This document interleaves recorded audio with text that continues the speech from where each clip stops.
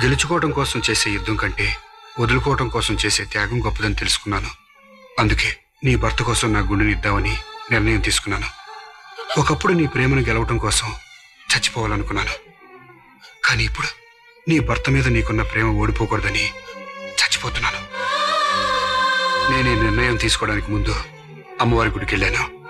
నా మహాలక్ష్మి పసుపు కుంకాలతో నూరేళ్లు ఉంటుందా అని మొదటి గాజు వేశాను. నా మహాలక్ష్మి భర్తతో జీవితాంతం కలిసి ఉంటుందా అని రెండో గాజు వేశాను.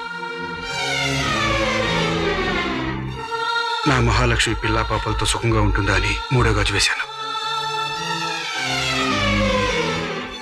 దేవుడే నీ భర్తకు నీకు రాసి పెట్టాడు లక్ష్మి. మన ప్రేమ నిజమవుతుందా అని అమ్మవారి ముందు గాజులు వేశాం. అప్పుడు పడిన మూడో గాజు మంద కాదు మహాలక్ష్మి.